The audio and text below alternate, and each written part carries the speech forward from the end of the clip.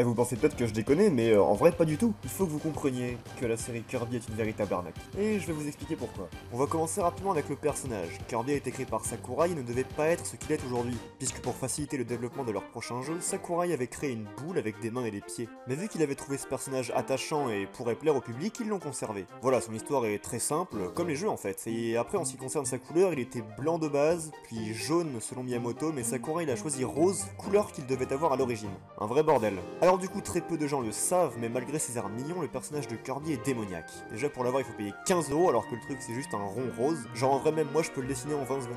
Et voilà, ça fait des millions de ventes. Bonjour. Et pourtant, on est bien loin d'imaginer toute la sorcellerie qui se cache derrière cette licence ô combien vénérée par les gens. Mais je vais vous dire, moi, il faut pas se fier aux apparences. Sauf pour le film Sonic. Tout d'abord, un des nombreux éléments qui permet de dire que Kirby est une arnaque cosmique, c'est le prix des jeux. Officiellement, le prix des jeux Kirby a toujours été d'environ 40 € pour la 3DS et 60 € pour la Switch.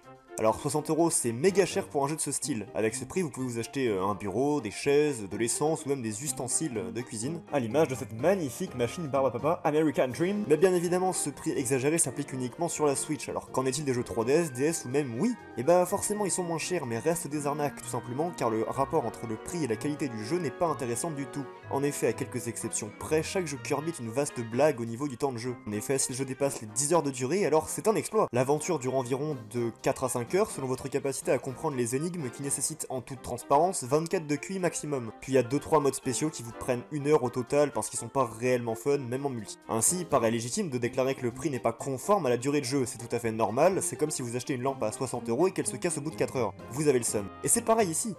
Vous achetez un jeu au prix fort puis vous le rangez au bout de 5 heures, à part pour quelques dégénérés. Mais bon, peut-être que la qualité générale des jeux permet de comprendre ce prix en fait. Peut-être que le scénario est satisfaisant pour un jeu de plateforme, que le gameplay est innovant et se renouvelle, que les musiques sont excellentes et que le jeu offre une expérience inoubliable. Bon, à part pour les musiques, aucun de ces points n'est évidemment d'actualité quand on parle de ce truc. Dans la plupart des jeux, une mécanique est introduite, les super capacités dans Adventure Wii, la Mega Nova dans Triple Deluxe, l'armure robot dans Planet Robobots, ou l'amitié et la fusion de pouvoirs dans Star Allies, qui sont, disons-le, plutôt sympas quand on découvre le jeu. Mais à force de jouer, ces éléments qui constituent la principale force du gameplay deviennent vite obsolètes et répétitifs, ce qui rend le jeu moins intéressant à jouer. Mais bon, heureusement que ça dure que 4 heures, lol. En gros, vous l'avez compris, le gameplay des jeux Kirby n'est pas une force, même avec des idées qui diffèrent des jeux principaux comme Air Ride ou Kirby Battle Royale, le gameplay est toujours insuffisant et pas assez approfondi, ce qui est bien dommage, il faut le dire. En ce qui concerne le scénario, bon, c'est pas compliqué de deviner que ça tient en une phrase, y a qu'à aller voir les wikis. Et au niveau des dialogues, s'il y en a, ils sont assez violents, il faut le dire. Mais histoire de donner un point positif, je concède que les musiques sont toutes excellentes. Voilà, sans aller plus loin, s'il y a bien un point travaillé, ce sont les musiques qui retransmettent parfaitement l'ambiance de l'environnement, qui permettent donc aux joueurs d'être imprégnés dans le jeu. Et les musiques de combat de boss sont épiques pour la majorité. Maintenant, je dois vous parler de cas bien précis des jeux Kirby qui sont maléfiques, qui sont une véritable arnaque.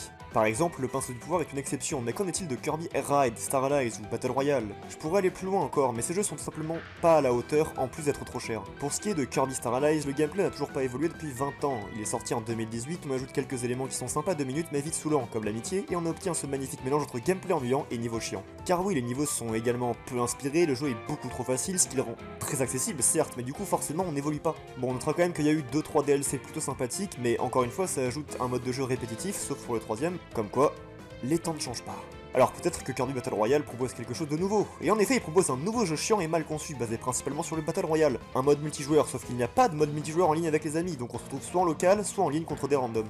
Ah oui bien sûr il vous faut 10 minutes avant de trouver une partie. Cela dit, le jeu tente une approche 3D de la licence, ce qui a fait aussi Blowout Blast, ce qui est honorable et pouvait être intéressant si cela avait été mieux exploité. Par rapport à Air Ride, le jeu est juste pas ouf en fait, c'est-à-dire que le principe de course avec les éléments de l'univers Kirby est intéressant, mais c'est pas ouf, les musiques, le gameplay, bon voilà, c'est clairement pas le meilleur jeu. On pourrait aussi ajouter Team Kirby Clash Deluxe, un free-to-start qui n'apporte pas grand chose à la licence, si ce n'est du lore, mais là encore il faut le vouloir. Le système de jeu est assez répétitif, qui s'inscrit dans la continuité du mini-jeu sur Triple Deluxe puisque c'est le but, mais même si le jeu est gratuit, il n'y a pas grand intérêt à le finir à part pour quelques dégénérés. De plus, le système économique du jeu est discutable, j'en ai déjà parlé, mais en gros, si vous voulez avancer facilement et plus rapidement dans le jeu, il vous faudra payer. Ainsi, apprécier Team Kirby Clash Deluxe est assez simple en tant que fan de la série, mais puisque celui-ci est destiné à tous, il ne s'avère donc pas très bon. Et pourtant, certaines personnes pensent que la série Kirby est adressée aux enfants. Personnages roses, univers mignon en apparence, simplicité enfantine et durée de vie courte, tout est fait pour nous faire croire ça.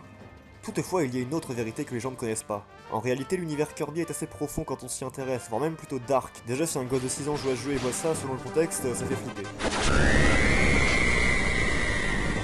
De plus, on peut même voir du sang. Oui, du sang dans la série la plus mignonne. Quel bordel. Je veux dire que ça contraste bien, ça c'est clair. En fait, je vais vous dire les raisons qui poussent à acheter un jeu Kirby. Il y a le boss final, les musiques, et c'est tout. Bon voilà, c'est tout pour moi. Alors bien sûr, j'aime bien cette série de jeux, mais il faut avouer que même si j'ai exagéré sur de nombreux points dans cette vidéo, j'en approuve pas mal. Mais ça serait bien que HAL se redresse un petit peu pour les prochains. Même si ça en avait pas l'air, ça reste mon opinion, et si vous avez un avis sur cette licence, ça m'intéresserait de le savoir, donc dans les commentaires. Voilà, merci d'avoir regardé cette vidéo, et on se retrouve dans longtemps.